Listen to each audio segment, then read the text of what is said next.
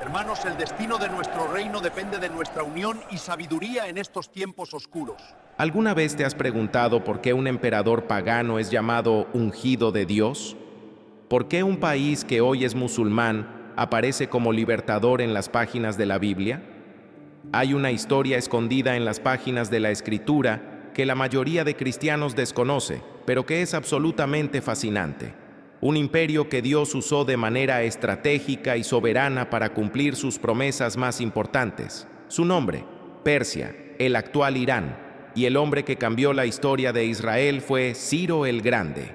Su nombre significa mi ungido, y vaya que tenía un propósito que a menudo olvidamos, que a veces ignoramos, pero que hoy resuena con una fuerza increíble, porque no era solo para el pueblo de Israel de hace más de 2500 años, es para nosotros, para ti, para mí. Imagina la escena. Jerusalén está en ruinas, el templo destruido, el pueblo de Dios exiliado en Babilonia por 70 años. Habían perdido todo, su tierra, su templo, su libertad. Las promesas de los profetas les habían dado esperanza. Pensaban que todo sería restaurado, que la gloria de Dios volvería de una forma espectacular. Pero la realidad fue diferente. Se encontraron con cautiverio, humillación, llanto junto a los ríos de Babilonia y empezaron a dudar. ¿De verdad nos ama Dios? Si nos ama, ¿por qué sufrimos? Su fe se tambaleaba, su esperanza se desvanecía, y es justo en medio de esa desesperanza, de ese exilio aparentemente sin fin, que Dios levanta a un conquistador pagano desde el este, un rey persa que ni siquiera conocía al Dios de Israel. Pero aquí está lo fascinante. Más de 100 años antes de que Ciro conquistara Babilonia, el profeta Isaías ya lo había mencionado por nombre. ¿Te suena familiar? ¿Cuántas veces en nuestros momentos difíciles no hemos dudado del plan de Dios porque no vemos la salida? Escucha esto. Dios le dice a Isaías: yo soy el que dice de Ciro, él es mi pastor y cumplirá todo lo que yo quiero, al decir a Jerusalén, serás edificada, y al templo, serás fundado. Simple, directo, pero la realidad parecía imposible. Dios les responde recordándoles su soberanía absoluta. Les dice: yo despierto a Ciro, no para que él me conozca, sino para que mi pueblo sea libre.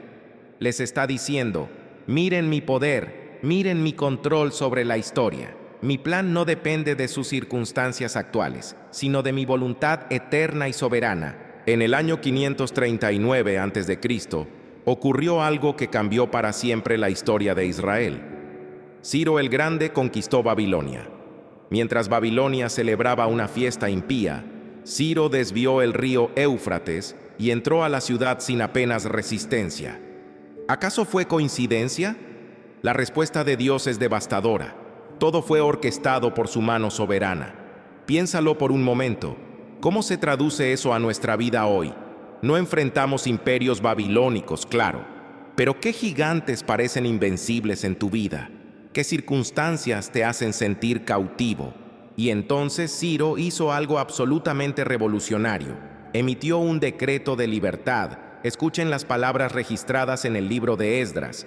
Así ha dicho Ciro, rey de Persia: Jehová, el Dios de los cielos, me ha dado todos los reinos de la tierra y me ha mandado que le edifique casa en Jerusalén. ¡Qué palabras tan poderosas! Un emperador pagano reconociendo la soberanía del Dios de Israel.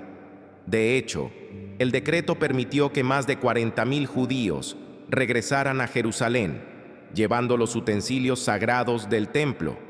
Y lo más tremendo es que Ciro ni siquiera conocía al Dios que estaba sirviendo. Estaba tan inmerso en su propio sistema religioso persa que no se daba cuenta de que era un instrumento en las manos del Altísimo. Su visión estaba limitada a lo terrenal. Por eso, una y otra vez la Escritura enfatiza: no fue Ciro, fue Dios. Esta es una advertencia muy seria para nosotros. Es muy fácil ver solo las circunstancias humanas, pero con el corazón ciego a la mano invisible de Dios que orquesta todo. Dios no quiere nuestra sorpresa, Él quiere nuestra confianza. El mensaje de esta historia es un llamado a despertar. a reconocer que Dios es soberano sobre todas las naciones. Pero la historia no se queda aquí, va más allá. Entra en el terreno de decretos confirmados, una reina valiente que salvó a su pueblo y muros reconstruidos en tiempo récord. Pero eso lo exploraremos en la segunda parte. No te lo pierdas. Gracias por acompañarme hasta aquí. Bienvenidos de nuevo. En la primera parte exploramos cómo Ciro el Grande liberó a Israel del cautiverio babilónico. Vimos cómo su decreto profético revelaba la mano soberana de Dios en la historia. Ahora, en esta segunda parte, vamos a sumergirnos en los otros reyes persas que Dios usó de formas increíblemente dramáticas, la confirmación divina y la preservación milagrosa del pueblo escogido. Los enemigos de Israel escribieron cartas al nuevo rey persa, Darío el Grande, intentando detener la reconstrucción del templo. Pero Dios tenía otros planes. Escuchen esto. Darío ordenó una investigación en los archivos reales, dice la Biblia, y encontraron el decreto original de Ciro. ¿Te suena familiar? ¿Cuántas veces hemos visto cómo Dios confirma su palabra incluso a través de sistemas burocráticos? De hecho, Darío no solo confirmó el decreto, lo amplió. Dice el profeta Esdras que ordenó que los gastos fueran pagados del tesoro real, y sigue: que se proveyera diariamente becerros, carneros, corderos, trigo, sal, vino y aceite, y amenazó con castigo severo a quien se opusiera. Este es un llamado radical a la confianza, a reconocer que cuando Dios inicia algo, Él provee los recursos para terminarlo. Pero la cosa no termina ahí. Avanzamos unos años y encontramos la historia más dramática de todas. El rey Asuero, conocido como Jerjes I, y una joven judía llamada Esther. El pueblo se enfrenta a un decreto de exterminio total emitido por Amán, un decreto firmado con el sello real, irrevocable. ¿Alguna vez te has sentido así? Ves amenazas por todas partes y te preguntas si a Dios de verdad le importa. Aquí está lo fascinante del libro de Esther. Es el único libro de la Biblia donde no se menciona directamente el nombre de Dios, pero su presencia está en cada página. Una huérfana judía que se convierte en reina, un rey que no puede dormir y lee precisamente el pasaje donde Mardoqueo salvó su vida, un decreto de muerte que se convierte en decreto de defensa. ¡Wow! Dios les dice: yo estoy trabajando incluso cuando mi nombre no aparece. Yo estoy preservando mi pueblo incluso a través de un rey pagano. Les está diciendo: miren cómo orquesto cada detalle. Mi plan de salvación no depende de mencionar mi nombre, sino de mi control absoluto sobre cada circunstancia. La frase clave está cuando Mardoqueo le dice a Esther: ¿y quién sabe si para esta hora has llegado al reino? Dios había posicionado a Esther exactamente donde necesitaba estar para preservar la línea del Mesías. Luego viene otro rey persa fundamental, Artajerjes I. Los muros de Jerusalén estaban derribados, las puertas quemadas. Nehemías, su copero de confianza, recibe noticias devastadoras y llora delante del rey. Y aquí viene la parte increíble. Artajerjes no solo da permiso para reconstruir los muros, provee cartas de autorización, madera de los bosques reales y escolta militar. ¡Wow! A Dios le importa profundamente la restauración completa de su pueblo. No solo el templo, también las murallas de protección. No podemos decir que confiamos en Dios si no reconocemos que Él se preocupa por cada detalle de nuestra restauración. Nuestra fe debe tener evidencia visible. Los muros de Jerusalén fueron reconstruidos en 52 días, dice la Escritura.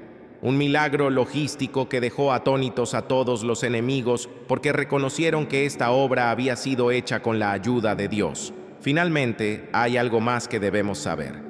El profeta Daniel vivió durante estos eventos y recibió visiones sobre Persia en el plan profético de Dios.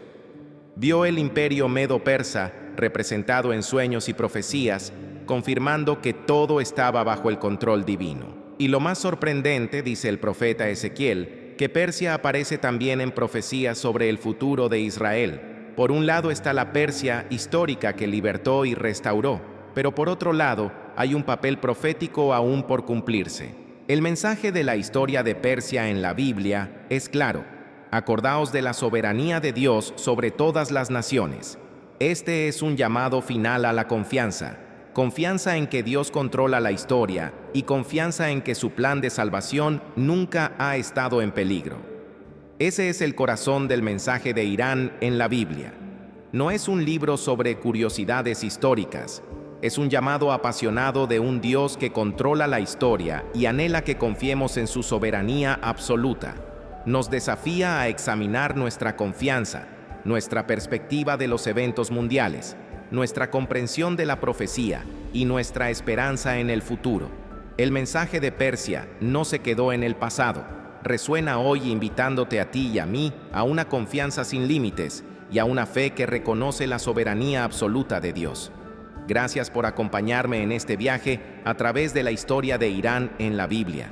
Espero que te haya desafiado tanto como a mí. Si este contenido te ha sido de bendición, no olvides darle like, suscribirte y compartirlo con alguien más. Nos vemos en el próximo video.